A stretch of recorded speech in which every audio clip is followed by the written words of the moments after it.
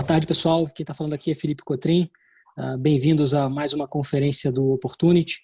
Eu estou esperando só um momentinho para as pessoas irem entrando para a gente começar. Então, para quem está nos acompanhando ao vivo, hoje é dia 10 de agosto, a gente vai fazer aqui a nossa conferência mensal. Quem estiver acompanhando no nosso podcast, lembrando aqui que a gente tem o OppCast, que é o podcast do Opportunity, onde esse bate-papo fica disponível para vocês escutarem na hora que vocês desejarem. Então, bom, só aqui fazendo uma breve introdução de como é que vai ser a nossa dinâmica. Como a gente tem seguido aí nos últimos meses, a gente tem a participação do Marcos Molica, que é nosso gestor macro, responsável pela estratégia do Opportunity Total, assim como o Opportunity Total, o Opportunity Market, o Opportunity Catu Previdência, fazem parte dessa família de gestão. Ele vai discutir um pouco o cenário atual que a gente está atravessando e falar uma das estratégias dessa família de fundos para o mês de agosto e para frente. E depois o Luiz Constantino, gestor da estratégia Selection, responsável pelos fundos Opportunity Selection e Opportunity Long Bias, vai detalhar as estratégias dos fundos de ações da casa e como é que a gente tem visto aí o cenário para frente. Então eu vou já passar a palavra para o Marcos. Marcos, boa tarde, bem-vindo. A palavra está com você para você descrever o nosso cenário e as estratégias dos fundos. Obrigado. Bom, boa tarde, obrigado a todos pela presença. Eu vou falar rapidamente aí sobre o mês que passou e depois delinear um pouco a nossa estratégia olhando para frente. Foi o mês de julho foi mais um mês bastante positivo para o Opportunity Total, que é o nosso multimercado principal. A gente teve um ganho de 2,85% no mês,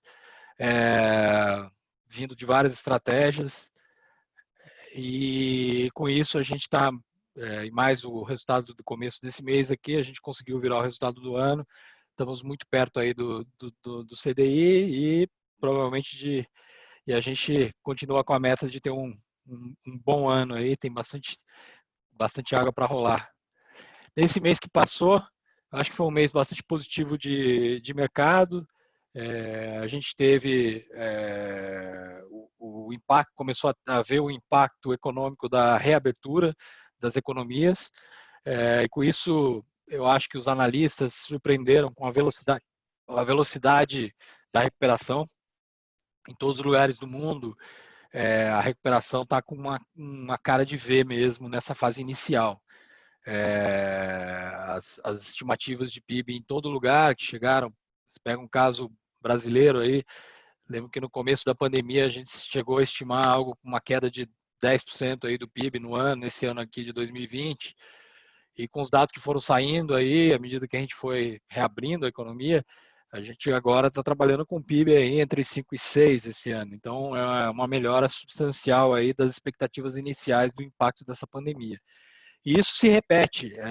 Eu acho que está nos Estados Unidos, está na Europa, está em outros emergentes. Eu acho que a fase inicial, pelo menos, dessa abertura, ela está com uma cara de V. Eu acho que já estamos numa fase avançada dessa primeira perna da recuperação, tá? Acho que agora a gente entra numa fase um pouco mais difícil. Em relação à pandemia, a gente teve notícias ruins aí, principalmente nos Estados Unidos, de algumas localidades que não tinham sido severamente afetadas no começo da pandemia, tiveram um repique bastante pronunciado. Estados como Texas, Califórnia, Flórida, Arizona, todos mostrando aí uma taxa de contaminação muito alta. E isso foi, eu chamo isso de uma primeira onda tardia, né? A gente não está vendo uma segunda onda, ou seja, estados que foram contaminados, tipo Nova York, New Jersey, se apresentar uma nova incidência pronunciada do vírus, mas eram esses outros estados que eu citei, eram estados que não tinham sido severamente afetados na primeira vez. Então, eu acho que isso tem cara de uma primeira onda tardia. Eu acho que o mercado não teve um impacto grande no mercado como a primeira. Eu acho que por várias razões. Do lado médico, eu acho que houve um aprendizado em relação a tratar os sintomas da pandemia, houve um aumento de ofertas de UTI, de respiradores. Isso eu acho que evitou que segurou bastante o número de mortes nesses novos estados. Eu acho que o mercado, nesse momento, ele está se aproximando, aí, vislumbrando a aproximação de uma vacina, né? Você tem várias empresas aí competindo para lançar a vacina, 2 ou 3 estão no último estágio de teste, e eu acho factível dizer que em dezembro aí você pode ter início de uma vacinação, principalmente nos países desenvolvidos. Então, assim, o tempo ele acaba jogando a favor e o horizonte do mercado acaba se alongando, né? Uma vez que você conseguiu administrar agora esses repiques de contaminação, tá uma coisa mais administrável, você começa a ter horizonte para poder chegar até a vacina. Então, eu acho que isso que deu uma certa tranquilidade para os mercados. Um outro ponto é o que a gente vem falando sempre, que foi a nossa grande aposta nessa retomada, desde de março, foi a quantidade de estímulos que está na mesa. Acho que é sem precedentes o estímulo monetário, o balanço do Fed, do ECB, aumentaram dramaticamente nesse período. E você também teve estímulos fiscais bastante agressivos nos países centrais, inclusive até aqui no Brasil, né? Então, tudo isso eu acho que gerou aí um otimismo dos mercados e explica esse bom comportamento aí ao longo de julho. Olhando para frente, eu acho que a gente entra numa fase um pouco mais difícil da recuperação. Lá fora, eu tendo a ser mais otimista. Eu acho que existe uma capacidade, tanto nos Estados Unidos como na Europa, de continuar suportando a retomada da economia. Obviamente, a gente entra num período mais crítico agora de vencimento de uma série de programas. Nos Estados Unidos, a gente está vendo isso essa semana. O Trump teve que editar umas executive orders lá para alongar. Tem uma discussão com os democratas aí para ver que tipo de alongamento vai ter. Mas eu acho que existe de maneira geral, em termos de princípio, existe uma capacidade muito grande de manter esses estímulos por um tempo mais longo. Nos Estados Unidos, isso é importante, e eu acho que lá joga a favor toda a flexibilidade da economia, né? Você tem um mercado de trabalho altamente flexível, tem uma capacidade de criar e destruir business aí também muito grande.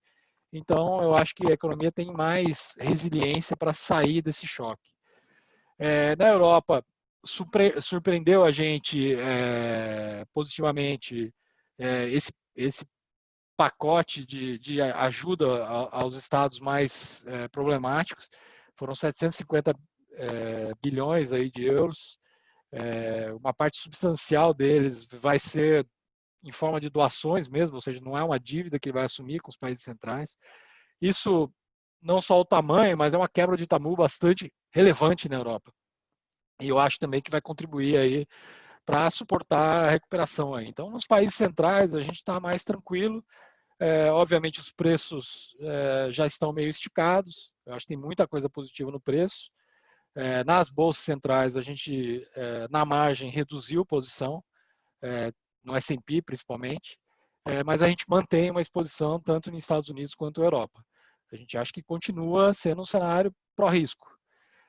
Em relação ao dólar, a gente não subscreve essa tese de fraqueza estrutural do dólar, de um debasement da moeda.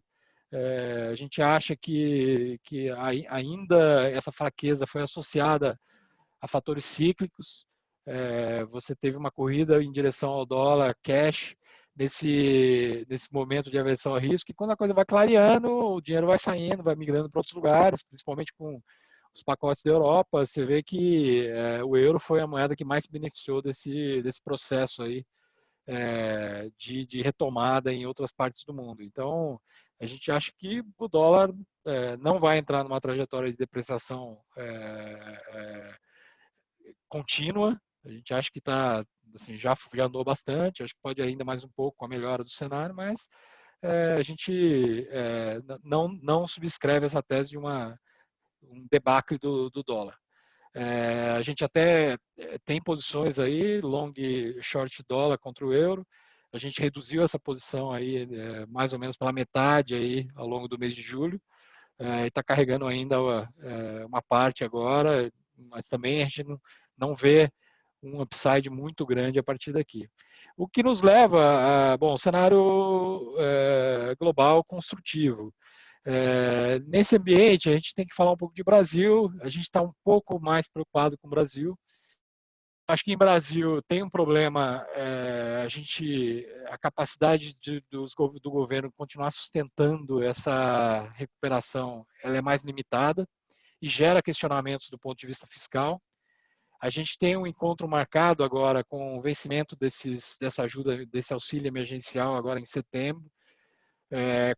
Vai culminar com a discussão do orçamento. Existe uma pressão política muito grande para você estender, de alguma forma, os pacotes de ajuda para o ano que vem. E, obviamente, isso entra em contradição com as restrições impostas pelo teto de gastos. Então, a gente está vendo muita discussão dentro e fora do governo, de formas de burlar ou de subterfúgios aí para você passar, dar uma enganada no teto, vamos dizer assim. Eu acho que isso traz um risco fiscal importante. O teto é uma instituição bastante importante que trouxe credibilidade para o Brasil, e qualquer flexibilização eu acho que vai ser muito, muito mal vista pelo mercado. Inclusive, nos últimos dias, a gente está vendo aí uma pressão, tanto no dólar como na parte longa da curva de juros, e eu acho que reflete já um mercado começando a se preocupar com essa questão. Do ponto de vista de crescimento, desses meses aqui, a gente foi também acompanhando essa tendência global de uma recuperação em V. Obviamente, a gente tem mais dificuldades, como eu falei, pelo fiscal e pela rigidez da nossa economia, né? O mercado de trabalho é extremamente rígido, você demite, tem um custo enorme, tem um custo para recontratar. Mesma coisa para destruir, criar empresas. Eu acho que a economia é muito menos flexível. Então, eu acho que para o último trimestre do ano, a gente vai ter aí já uma redução aí mais pronunciada do que no mercado internacional dessa taxa de crescimento aí da economia, e também vamos ver e o risco principal é como a gente vai lidar com esse problema fiscal. Então, em vista dessas incertezas, a gente está um pouco, tem uma posição comprada em dólar, a gente encurtou as posições de juros, tanto em TNB quanto na curva nominal. Tem posições pequenas agora, a gente não tem vontade de aumentar nesse momento, e manter uma posição long em bolsa. Eu acho que a bolsa, no limite, até no curto prazo, você pode até argumentar que o fiscal expansivo vai ser positivo para a bolsa. Em alguns setores bem específicos, sei lá, eu acho que sustenta a economia. Você tem setores também exportadores que se beneficiam desse dólar mais forte. Então, eu acho que bolsa ainda pode ser o ativo que vai ficar mais ligado a essa tendência global aí de melhora dos ativos de risco. Então, a gente tenta manter e contrabalançar isso com uma posição long dólar e um pouco aplicada em juros. Assim, os juros, a gente continua achando que o Banco Central vai manter esses juros baixos por muito tempo. A gente pode ter solavancos com o fiscal aí, mas eu acho que esses juros continuam baixos. Então, a gente está olhando mais com os olhos de achar uma oportunidade aí no meio dessa discussão fiscal. Mas acho que é um pouco cedo. A gente prefere se manter mais cautelosos nesse momento. Acho que é isso do meu lado. Eu deixo para o Luiz Constantino falar das estratégias de bolsa. Obrigado, Marcos. Então, Luiz, a palavra está com você. Só lembrando as pessoas que quiserem, podem enviar perguntas agora durante a nossa explanação, que assim que a gente terminar, a gente faz aqui nossa sessão de perguntas e respostas. Tá ótimo. Boa tarde a todos. Obrigado pela participação no nosso call. Então, começando falando do mês que passou, foi mais um mês de recuperação forte na Bolsa, né? O Bovespa subiu 8,3%. A gente conseguiu ter uma performance ainda melhor no Select, de 9,4%. E o Long Bias também conseguiu aproveitar bem essa alta da Bolsa, subindo 6,7% no mês. E chegando a uma performance já positiva no ano, né, de 3%. Em termos de destaques positivos e negativos da carteira, foi um mês que foi bastante espalhado, né? Acho que não teve uma concentração grande setoriais, né? Teve empresas, uma empresa ou outra, mas basicamente o e-commerce continuou contribuindo positivamente para a carteira. O setor de telecom também apresentou um impacto importante em julho. O setor de consumo teve coisas que foram importantes para a contribuição positiva e algumas outras ações que contribuíram negativamente. Então, foi um setor que foi um pouco mais espalhado. E o setor de petróleo apresentou uma contribuição abaixo do rendimento do fundo e do Ibovespa no mês. Algumas mudanças pequenas na carteira. Para destacar aqui que a gente aumentou um pouco mais nossa exposição em Vale e Petrobras. Tá? A gente tem achado as empresas bastante descontadas. Nessa recuperação mundial que a gente está vendo, a gente vai ganhando um pouco mais de conforto com os preços vigentes, né, na parte de petróleo. Então, já tem mostrado uma recuperação razoável de preço. Então, nesse nível de petróleo, a Petrobras já começa a ter retornos importantes, né, para justificar esse valuation, né? Então, a gente tem uma perspectiva positiva. A parte toda de desinvestimentos e a parte estratégica continua na direção correta, na nossa visão. Então, a gente acha que ela está descontada demais.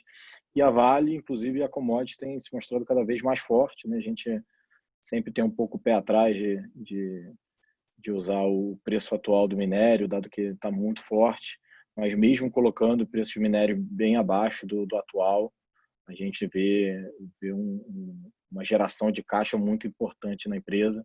A empresa anunciou que vai voltar a pagar o dividendo, né? Então essa era uma parte também importante para passar da tragédia, né, que teve no ano passado, em Brumadinho, de as coisas voltarem à normalidade. Então, acho que foi importante essa sinalização da empresa já. Então, acho que as duas estão bastante descontadas. Faz sentido nesse cenário de recuperação da atividade global pós o choque que a gente teve da pandemia, de estar aumentando o risco nessas duas. A gente está começando a ter os resultados do segundo trimestre, né? Eu acho que o segundo trimestre basicamente vai mostrar uma foto, né, do que foi esse impacto da pandemia. Então, a gente acha que ele não é tão relevante para tomar de decisão. Eu acho até que se alguma coisa mudar nesses resultados do segundo trimestre é mais para o lado positivo, né, de você começar a ver empresas tendo impactos menores do que era esperado. Então, a gente acha que não vai ser muito relevante. É mais importante entender como está a dinâmica para segundo semestre, né? Então, às vezes, olhar como é que foi a variação ao longo do TRI, ou seja, como é que as empresas estavam ali em junho, como tem sinalizado que está a operação em julho, agosto. Então, acho que o peso de vir números muito ruins para o segundo trimestre, acho que isso pesa pouco, né? Foi algo que todo mundo acompanhou muito bem e sabe a importância do que foi a crise para esse resultado do TRI. Então, está todo mundo olhando já para frente. Então, não acho que tem algo muito relevante para se tirar do número da foto em si. É mais das conversas e sinalizações positivas de como está sendo a recuperação, né? E aí até em linha com o que o Molica já falou, assim, globalmente e no Brasil, assim, os dados que têm saído têm sido menos piores do que eram esperados, né? Tem mostrado uma recuperação mais forte. Em termos de visão direcional, como a gente já vinha falando nos meses anteriores, né, depois da primeira recuperação mais forte da Bolsa, a gente achava que o cenário base era a Bolsa continuar performando bem, né? Acho que a gente ainda tem um retorno bom na alocação em Bolsa, né? Quando a gente olha como classe de ativo versus as outras alternativas de investimento que a gente tem. Então, à medida que, né, a bolsa foi recuperando bastante os preços já não estão, né? E a gente já há um mês e pouco a gente tem um pouco essa visão. As coisas não estão de graças, né? A gente não acha que tem uma relação risco-retorno fora do comum para estar alocado em bolsa, mas acho que ainda é um retorno razoavelmente mais alto do que as outras alternativas. A gente está sempre olhando um pouco quais são os riscos no cenário, porque hoje a gente acha que a gente está voltando para um mundo parecido do início do ano, né, com retornos ok, dado o custo-oportunidade, mas com riscos um pouco maiores, né, do que a gente tinha quando a gente começou o ano, né? Então, o cenário de crescimento era muito mais forte. Acho que o vírus, a gente está avançando um pouco essa página, né, mas ainda segura um pouco a recuperação econômica e toda a parte, o efeito fiscal que essa crise gerou para o Brasil, né? Então, a gente está numa posição mais delicada. Então, esses riscos a gente está sempre tentando, como a gente pensa na alocação do long base, como defender isso, né? Então, nos últimos um mês e meio, que a gente veio fazendo com esses riscos de segunda onda no mundo, onde a gente achava que podia vir a surpresa, né? Quando os estados americanos estavam tendo uma elevação maior do número de casos, né? E aí, concordo, a gente até falou isso no outro call, né? Concordo com o Mulica falou. A gente via mais como uma primeira onda atrasada do que uma segunda onda de fato. Tinha todos aqueles pontos, né? A gente acha que hoje a barra para se fechar as economias, né, dá um impacto tão grande como foi no passado. Essa barra é muito alta, né? É difícil a gente chegar nesse ponto novamente, porque a gente entende melhor a doença, os tratamentos são melhores, a infraestrutura médica é melhor, então a gente não tem aquele problema de saturação do sistema de saúde, nem o nível de mortalidade que tinha no passado. Então já se entende melhor o uso de máscaras, então consegue se contornar um pouco melhor o problema, sem ter que travar as economias de forma tão relevante. Mas naquele início a gente achava que o susto poderia vir um pouco dali, apesar de ter essas condições que a gente já tinha colocado, né, como relevante, que minimizavam o problema versus quando a gente teve o primeiro choque ali, né, março, abril. A gente achava que a surpresa podia vir dali, e não só isso, a parcela dos Estados Unidos que estava realmente bem era mais ou menos 1/3 do PIB, e o resto estava mostrando piora, né? Então, os outros quase 2/3 do PIB americano estavam mostrando uma evolução do número de novos casos da doença. A gente achava que ali poderia ser um risco em relação ao caso base, que seria os ativos de bolsa continuarem performando bem. Então, a gente preferia estar mais comprado em Brasil e com algum hedge na bolsa americana. Então, nesse relativo, né, foi até uma boa troca, né? O Brasil continuou performando melhor do que os Estados Unidos nesse mês e meio passado, e fora que às vezes a gente fazia também essas proteções via opção, e a volatilidade lá nos Estados Unidos era muito mais baixa, saía uma proteção mais barata, né? À medida que ao longo do mês de julho, né, a aceleração de casos americanos começou a diminuir, né, começou a desacelerar bastante o número de novos casos, e o efeito para preço em si não tinha sido tão relevante, a gente vai deixando esse hedge, né, zera a nossa exposição vendida no S&P e passa a carregar só a exposição em Brasil. A gente tem carregado uma posição aí ao redor de 70% em Brasil nesse tempo, e é um pouco a cabeça que continua para frente. Acho que o problema em termos de risco de segunda onda, tem tido alguns casos em Espanha, em alguns outros lugares, mas acho que o mercado já está um pouco mais acostumado e dando menos peso para isso, né? Eu acho que é simplesmente para algumas regiões atrapalhar um pouco a velocidade da recuperação, né?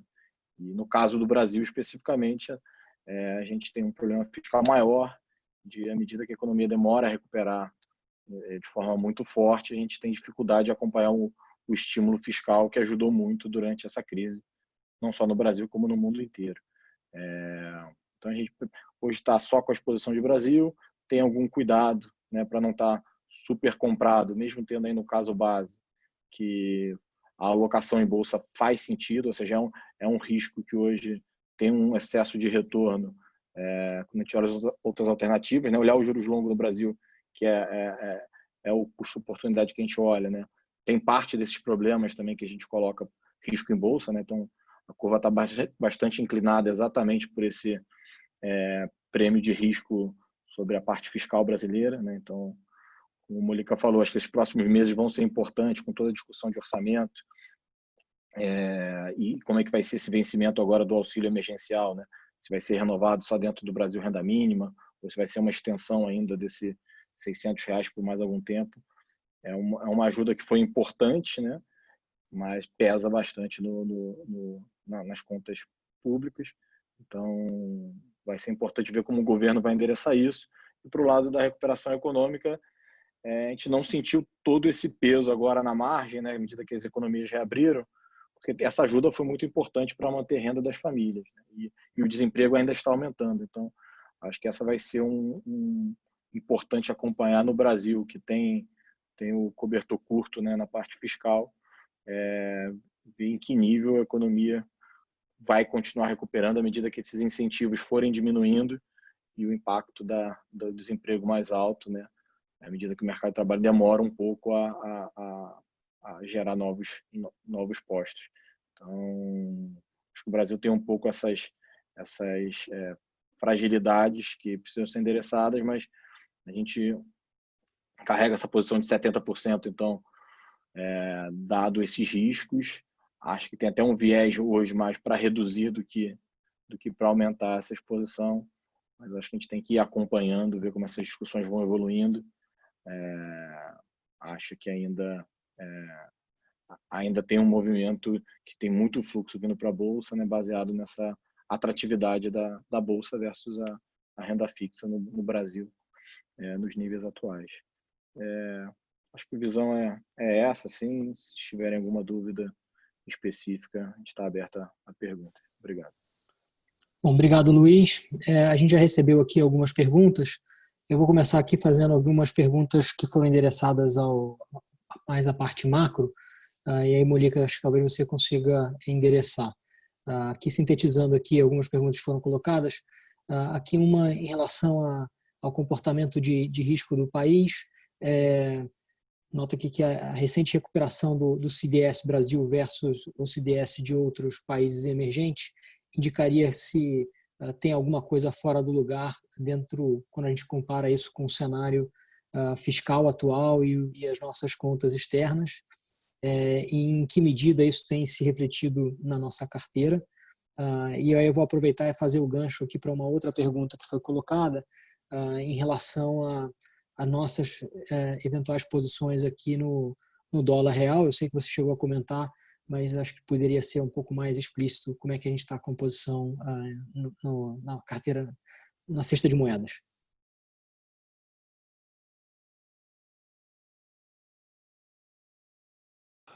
Alô? Vocês estão escutando?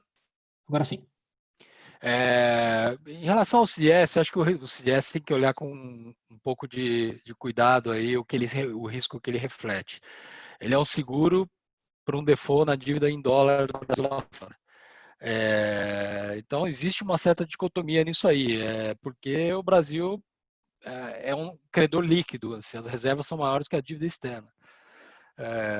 Então, o CDS ele acaba ficando bem comportado, porque efetivamente a chance do Brasil dar default numa dívida externa, eu acho bastante baixa. Assim, nós não estamos falando nisso. Então, diferente de um caso como a Argentina, que estava partindo por um default generalizado na dívida, o Brasil não tem essa questão. Mesmo que o fiscal deteriore, o nosso problema aqui é um problema de endividamento interno. Assim, e essa dívida aqui é só a gente discutir o nível de prêmio que você vai pagar por ela. A gente também não está discutindo o problema de solvência do Estado brasileiro. Então, eu acho que por isso o CDS está mais bem comportado aí, ele está mais em linha com essa recuperação geral dos spreads lá fora, isso dos emergentes, que vem acompanhando a recuperação de spreads de outros setores. Por exemplo, o setor de high yield americano está perto dos lows aí, muito influenciado aí por essa abundância de liquidez e os programas de recompra do Fed. Então isso acaba puxando, assim, ele empurrando, à medida que o Fed compra esses ativos, ele comprime o prêmio de risco num setor, ele acaba empurrando a demanda para outros setores e acaba contaminando. Então os vasos são comunicantes. É por isso que você está vendo o spread na dívida em dólar, em geral, aí mais baixo. Então, eu acho que esse risco extremo a gente não está vendo ainda. O que a gente está vendo é uma preocupação aí com a dinâmica da dívida. Se você vai se passar mais um ano de gasto, se a dívida vai estabilizar, se não vai, isso pode ser um problema mais na frente. Se a gente não resolver equalizar o problema fiscal, tudo isso pode mudar. A gente pode estar discutindo uma situação fiscal bem mais complicada nos próximos anos. Mas eu acho que a gente está bem atrás disso nesse momento.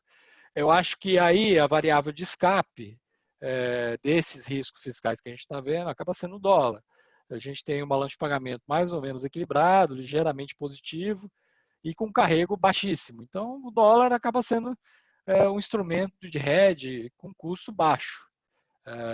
Eu acho que o mercado inteiro está buscando algum tipo de proteção para posições mais otimistas, seja em câmbios, seja em juros, seja em bolsa, via um long dólar.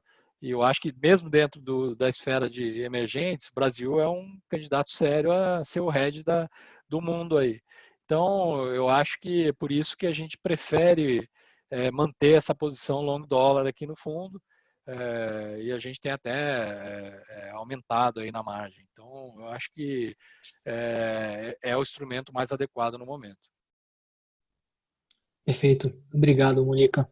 Bom, a gente tem aqui, acho que outras colocações que foram feitas aqui são mais em linha com o que a gente já abordou. Então, eu agradeço a participação de todos. Ressalto aqui que esse bate-papo vai estar disponível no nosso AppCast, que é o nosso canal aqui de podcast. E caso vocês tenham dúvidas aí ao longo do mês, aqui tanto o nosso time comercial quanto os próprios gestores estão à disposição para a gente ir atendendo as demandas específicas. Muito obrigado pela participação de todos e a gente se vê no próximo mês. Um abraço. Obrigado.